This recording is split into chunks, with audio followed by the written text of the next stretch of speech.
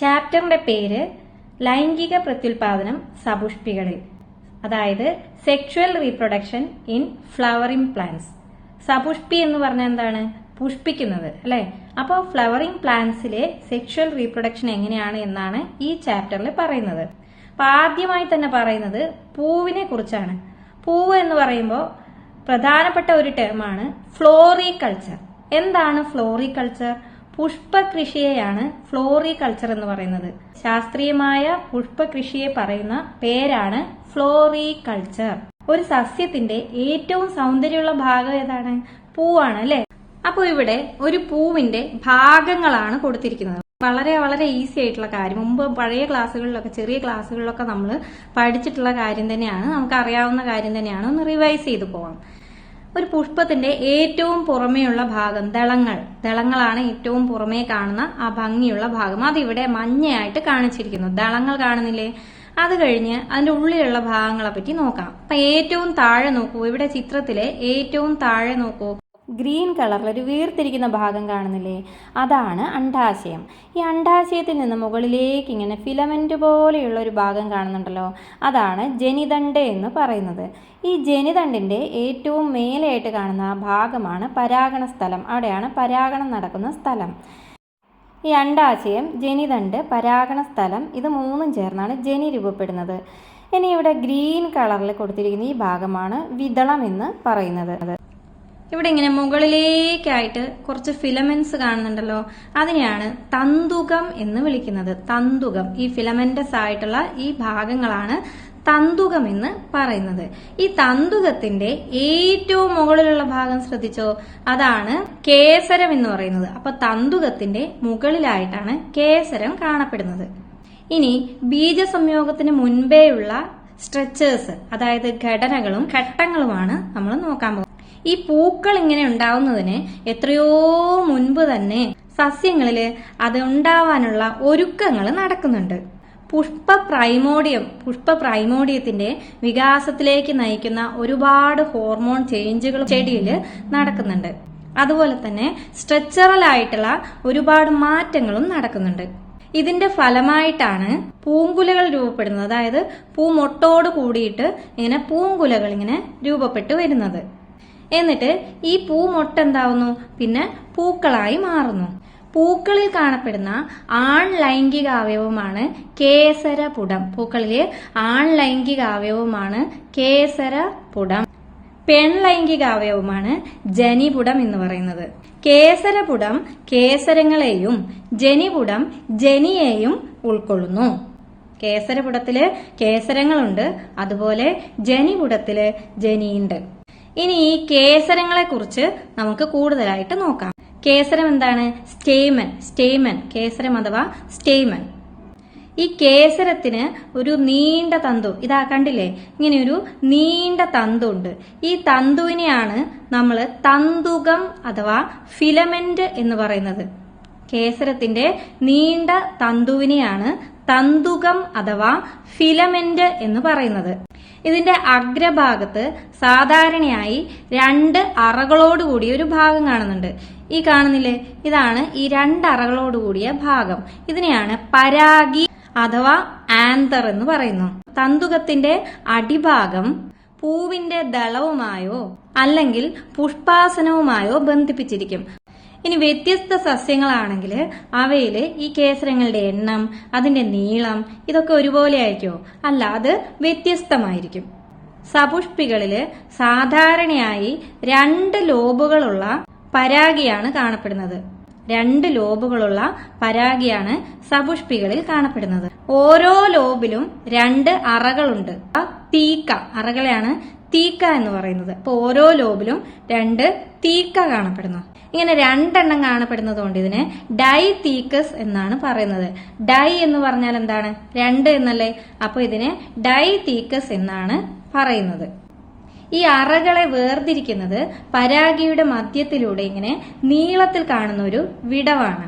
സാധാരണയായി ഈ പരാഗിക്ക് 4 വശങ്ങളാണുള്ളത്. അതായത് അത് ടെട്രാഗണലാണ്. അതിന് 4 വശങ്ങളുണ്ട്.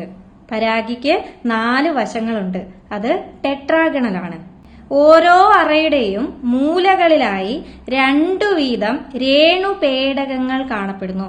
ഓരോ അറയുടെയും മൂലകളിലായി 2 വീതം രേണുപേടകങ്ങൾ കാണപ്പെടുന്നു. ഈ രേണുപേടകങ്ങളാണ് പിന്നീട് വികാസം പ്രാപിച്ച് പരാഗരേണു സഞ്ചികളായി മാറുന്നത്, അതായത് പോളൻ സാക്കായി മാറുന്നത്. ഈ രേണുപേടകങ്ങളാണ് പിന്നീട് പരാഗരേണു സഞ്ചികളായി മാറുന്നത് അഥവാ പോളൻ സാക്കായി മാറുന്നത്. ഇവ പരാഗിയുടെ നീളത്തിനനുസരിച്ച് വളരുന്നു. ഇങ്ങനെ വളർന്നിട്ട് പരാഗരേണുക്കളെ വഹിക്കുന്നു. അപ്പൊ രേണുപേടകങ്ങളാണ് പോളൻ സാക്ക് ആവുന്നത് എന്ന് പറഞ്ഞല്ലോ. അപ്പൊ നമുക്ക് രേണുപേടകങ്ങളെ കുറിച്ച് കൂടുതലായി നോക്കാം. രേണുപേടകം എന്ന് പറഞ്ഞാൽ എന്താണ്?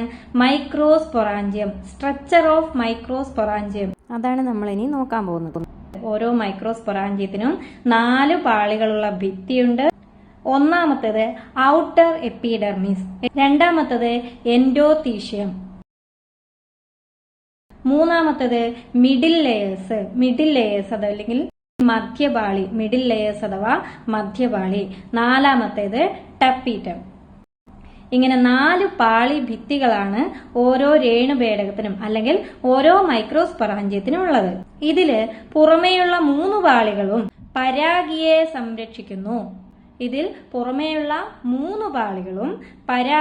സംരക്ഷിക്കുന്നു. Outer epidermis, endothecium, middle layer, ഇത് 3 എന്ത് ചെയ്യുന്നു? പരാഗിയെ സംരക്ഷിക്കുന്നു. കൂടാതെ അതിന് വേറെ ഒരു ഫംഗ്ഷനും കൂടെ ഉണ്ട്.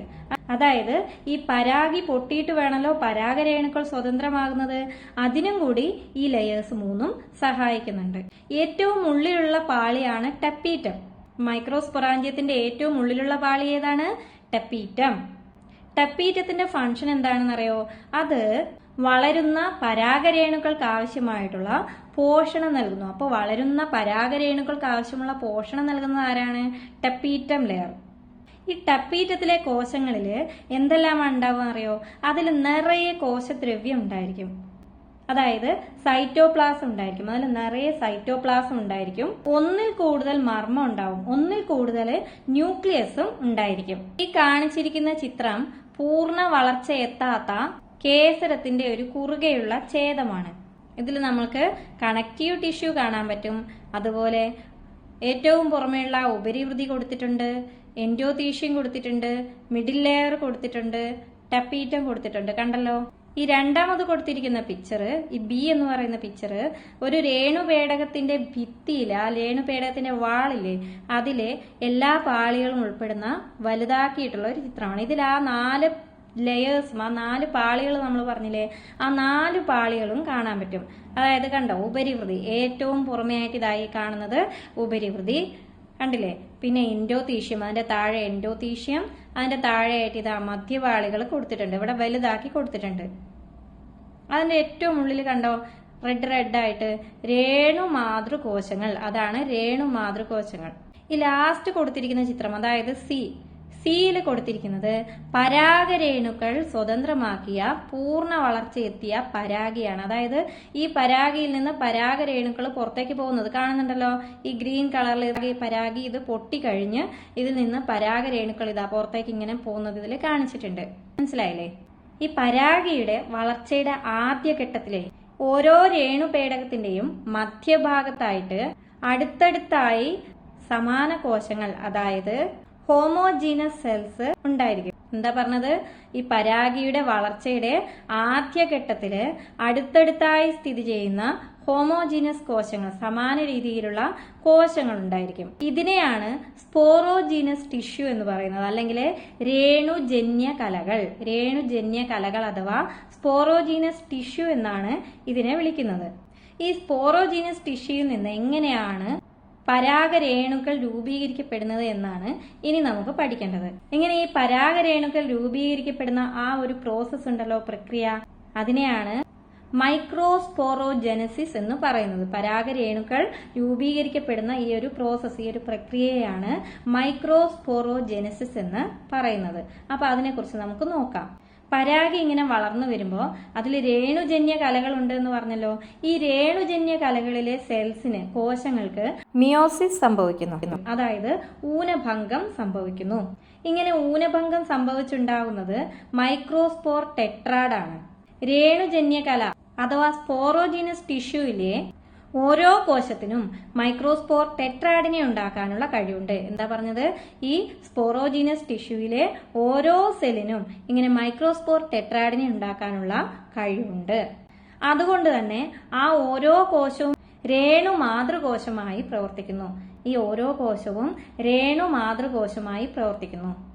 ഈ രേണു മാതൃകോശത്തിനെയാണ് മൈക്രോസ്പോർ മദർ സെൽ അല്ലെങ്കിൽ പോളൻ മദർ സെൽ എന്ന് പറയുന്നത്. രേണുജന്യ കലയിലെ ഓരോ കോശത്തിനും മൈക്രോസ്പോർ ടെട്രാഡ് ഉണ്ടാക്കാനുള്ള കഴിവുണ്ട്. അതുകൊണ്ട് ഈ രേണു മാതൃകോശത്തിനെയാണ് മൈക്രോസ്പോർ മദർ സെൽ അല്ലെങ്കിൽ പോളൻ മദർ സെൽ എന്ന് പറയുന്നത്. ഈ രേണു മദർ സെല്ലിൽ നിന്ന് അല്ലെങ്കിൽ ഈ പോളൻ മദർ സെല്ലിൽ നിന്ന് മിയോസിസ് നടന്നിട്ട് പരാഗരേണു രൂപപ്പെടുന്നു. ഇങ്ങനെ പരാഗരേണു രൂപപ്പെടുന്ന ഈ പ്രക്രിയയാണ് മൈക്രോസ്പോറോജെനിസിസ് അഥവാ പരാഗരേണു രൂപീകരണം എന്ന് പറയുന്നത്. അപ്പൊ പോളൻ മദർ സെല്ലില് മിയോസിസ് അഥവാ ഊനഭംഗം നടന്നിട്ട് പരാഗരേണു ഉണ്ടാവുന്ന പ്രവർത്തനത്തെയാണ് മൈക്രോസ്പോറോജെനിസിസ് അഥവാ പരാഗരേണു രൂപീകരണം എന്ന് പറയുന്നത്. പരാഗരേണുക്കൾ ഉണ്ടാവുന്നത് 4 വീതമുള്ള കൂട്ടമായിട്ടാണ്. ഇതാണ് മൈക്രോസ്പോർ ടെട്രാഡ് എന്ന് അറിയപ്പെടുന്നത്. വളർച്ച പൂർത്തീകരിച്ചു കഴിയുമ്പോൾ ഈ പരാഗിക്ക് നിർജ്ജലീകരണം സംഭവിക്കും. അതിലെ വെള്ളമെല്ലാം നഷ്ടപ്പെട്ടു പോകും. അങ്ങനെ മൈക്രോസ്പോർ ടെട്രാഡിലെ പരാഗരേണുക്കൾ പരസ്പരം വേർപെടുകയാണ് ചെയ്യുന്നത്. പരസ്പരം വേർപെട്ടിട്ട് പരാഗരേണുക്കൾ ഉണ്ടാവുന്നു. ഓരോ രേണുപേടകത്തിനകത്തും ആയിരക്കണക്കിന് പരാഗരേണുക്കൾ ഉണ്ടാവുന്നുണ്ട്. അപ്പൊ ഈ പരാഗരേണുക്കൾ എങ്ങനെയാണ് പുറത്തേക്ക് വരുന്നത്? പരാഗിയുടെ അഭിത്തി അങ്ങ് പൊട്ടും. നേരത്തെ പിക്ചറിൽ കണ്ടില്ലേ? അങ്ങനെ പരാഗിയുടെ അഭിത്തി പൊട്ടിയിട്ട് ഈ പരാഗരേണുക്കൾ സ്വതന്ത്രമാക്കപ്പെടുന്നു. പരാഗരേണുക്കളെ പറ്റിയിട്ട് ഇനി കൂടുതൽ നോക്കാം.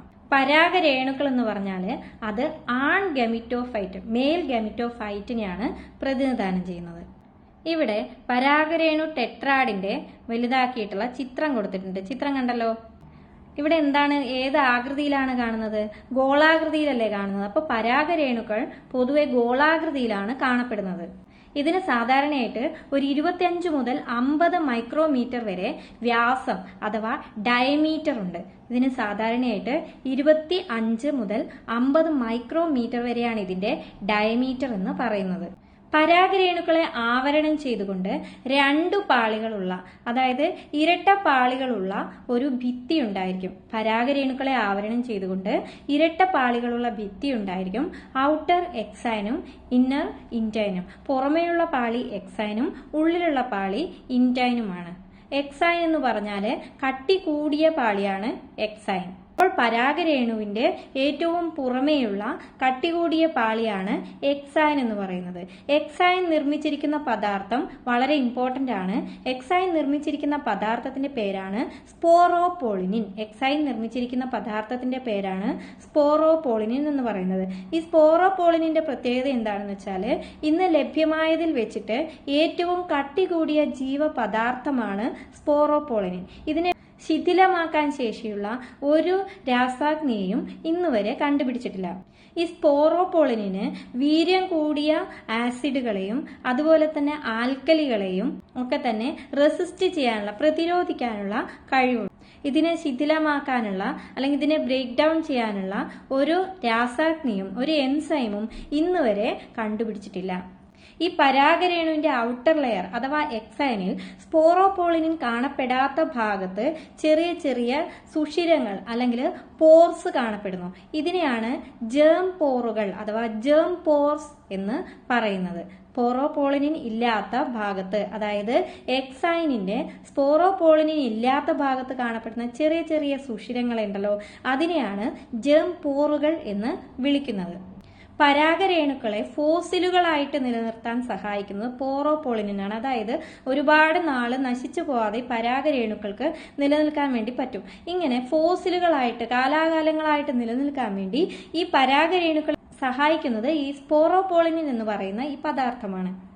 പരാഗരേണുവിന്റെ ഉള്ളിലുള്ള പാളി, ഇന്നർ ലെയറിനെയാണ് ഇന്റൈൻ എന്ന് പറയുന്നത്. പരാഗരേണുവിന്റെ ഭിത്തിയിലെ ഉള്ളിലുള്ള പാളിയെയാണ് ഇന്റൈൻ എന്ന് പറയുന്നത്. ഇന്റൈൻ നിർമ്മിച്ചിരിക്കുന്നത് 2 പദാർത്ഥങ്ങൾ കൊണ്ടാണ്. ഒന്ന് സെല്ലുലോസ്, അടുത്തത് പെക്റ്റിൻ. അപ്പോൾ ഇന്റൈൻ നിർമ്മിച്ചിരിക്കുന്ന പദാർത്ഥങ്ങൾ സെല്ലുലോസും പെക്ടൈനുമാണ്. പെക്ടൈൻ അല്ലെങ്കിൽ പെക്റ്റിനും കൊണ്ടാണ് നിർമ്മിച്ചിരിക്കുന്നത്. ഈ ഇന്റൈനിന്റെ ഒരു പ്രത്യേകത എന്താണെന്ന് പറഞ്ഞാൽ ഇത് കനം കുറഞ്ഞതാണ്. എക്സൈൻ കനം കൂടിയതാണ്, ഇന്റൈൻ കനം കുറഞ്ഞ പാളിയാണ്. അതുപോലെ തന്നെ ഇതിൽ പോർസ് ഇല്ല, ഇത് തുടർച്ചയായിട്ടുള്ള ഒരു പാളിയാണ്. ഇനി ഈ പരാഗരേണുവിന്റെ കോശദ്രവ്യം ഉണ്ടല്ലോ, ഈ കോശദ്രവ്യത്തിനെ പൊതിഞ്ഞുകൊണ്ട് കോശസ്തരം കാണപ്പെടുന്നു. കോശത്തിന് കോശസ്തരം ഉണ്ടല്ലോ, അപ്പൊ കോശസ്തരത്തിനുള്ളിലല്ലേ കോശദ്രവ്യം കാണപ്പെടുന്നത്. അപ്പൊ ഈ പരാഗരേണുവിനും അങ്ങനെ തന്നെയാണ്. അതിന്റെ കോശദ്രവ്യത്തെ പൊതിഞ്ഞുകൊണ്ട് ഒരു കോശസ്തരം അഥവാ പ്ലാസ്മ മെംബ്രെയിൻ കാണപ്പെടുന്നു. പൂർണ്ണ വളർച്ച എത്തിയ പരാഗരേണുവിന് 2 കോശങ്ങൾ ഉണ്ടായിരിക്കും. ഇതാ ഈ ഫിഗറിൽ കാണിച്ചിരിക്കുന്നത് പോലെ പൂർണ്ണ വളർച്ചയെത്തിയ പരാഗരേണുവിന് 2 കോശങ്ങൾ ഉണ്ടായിരിക്കും. കായിക കോശവും അതുപോലെ തന്നെ ജനറേറ്റീവ് കോശവും. കായിക കോശം അഥവാ വെജിറ്റേറ്റീവ് സെല്ലും ജനറേറ്റീവ് കോശം അഥവാ ജനറേറ്റീവ് സെല്ലും. ഈ കായിക കോശങ്ങൾ എങ്ങനെയാണെന്ന് വെച്ചാൽ അത് വലുതായിരിക്കും, അതിൽ സ്റ്റോർഡ് ഫുഡ് ഉണ്ടായിരിക്കും, പിന്നെ വ്യക്തമായ ആകൃതി ഒന്നും ഇല്ലാത്ത ഒരു മർമ്മം ഉണ്ടായിരിക്കും. കായിക കോശം വലുതാണ്, അതിൽ സ്റ്റോർഡ് ഫുഡ് ഉണ്ട്, വ്യക്തമായ ആകൃതി ഇല്ലാത്ത മർമ്മം ഉണ്ടായിരിക്കും. കായിക കോശം അഥവാ വെജിറ്റേറ്റീവ് സെല്ലിന്റെ കോശദ്രവ്യത്തിൽ ഇങ്ങനെ ഒഴുകി നടക്കുന്ന ചെറിയ കോശമാണ് ഈ ജനറേറ്റീവ് സെൽ എന്ന് പറയുന്നത്. അപ്പൊ ജനറേറ്റീവ് സെൽ എവിടെയാണ് കാണപ്പെടുന്നത്? വെജിറ്റേറ്റീവ് സെല്ലിന്റെ കോശദ്രവ്യത്തിൽ. വെജിറ്റേറ്റീവ് സെൽ അഥവാ കായിക കോശത്തിന്റെ കോശദ്രവ്യത്തിലാണ് ജനറേറ്റീവ് സെല്ല് കാണപ്പെടുന്നത്. ഇത് ചെറുതായിരിക്കും. ഇതിന്റെ സ്പിൻഡിൽ ആകൃതിയാണ് ഉണ്ടായിരിക്കുക. നിറയെ കോശദ്രവ്യം ഉണ്ടായിരിക്കും, ഒരു ഒറ്റ മർമ്മമായിരിക്കും ഇതിനുണ്ടായിരിക്കുക. അപ്പൊ ജനറേറ്റീവ് സെല്ലിന്റെ ആകൃതി സ്പിൻഡിൽ ആകൃതിയാണ്, അതിൽ നിറയെ കോശദ്രവ്യം ഉണ്ടായിരിക്കും, അതുപോലെ ഒരൊറ്റ മർമ്മം മാത്രമേ ഉണ്ടായിരിക്കുകയുള്ളൂ. 50% സപുഷ്പികളില് 2 കോശങ്ങളായിട്ടാണ് പരാഗരേണുക്കൾ സ്വതന്ത്രമാക്കപ്പെടുന്നത്. പല സ്പീഷീസുകളിലും ഈ പരാഗരേണുക്കൾ കൊണ്ട് ആളുകൾക്ക് അലർജി ഉണ്ടാവുന്നു, അതുപോലെ ശ്വസന നാളി രോഗങ്ങളൊക്കെ ഉണ്ടാവുന്നുണ്ട്. ഈ ആസ്തമ, ബ്രോങ്കൈറ്റിസ് ഇങ്ങനെയുള്ള അലർജി രോഗങ്ങളൊക്കെ ഈ പരാഗരേണുക്കൾ കൊണ്ട് ആളുകൾക്ക് ഉണ്ടാവാറുണ്ട്. ഇങ്ങനെയുള്ള പരാഗരേണുക്കളുള്ള ഒരു സസ്യമാണ് പാർത്തീനിയം അഥവാ ക്യാരറ്റ് ഗ്രാസ്. ഇതിന്റെ പ്രത്യേകത എന്താണെന്ന് വെച്ചാൽ ഇത് ഗോതമ്പ് ഇറക്കുമതിയിലൂടെ ഇന്ത്യയിൽ എത്തപ്പെട്ടിട്ടുള്ള ഒരു സസ്യമാണ്. ഇതിന്റെ പരാഗരേണുക്കൾ ആളുകളിൽ ശ്വാസകോശ അസുഖങ്ങൾ ഉണ്ടാക്കുന്നതായി റിപ്പോർട്ട് ചെയ്തിട്ടുണ്ട്. ഇനി ഈ പരാഗരേണുക്കൾ ഭക്ഷ്യയോഗ്യവുമാണ്. പാശ്ചാത്യ രാജ്യങ്ങളിലൊക്കെ ഈ കാണിച്ചിരിക്കുന്നത് പോലെ ഗുളിക രൂപത്തിൽ ഇത് വിപണിയിൽ ലഭ്യമാണ്, അതുപോലെ സിറപ്പ് രൂപത്തിലും ഇത് വിപണിയിൽ ലഭ്യമാണ്.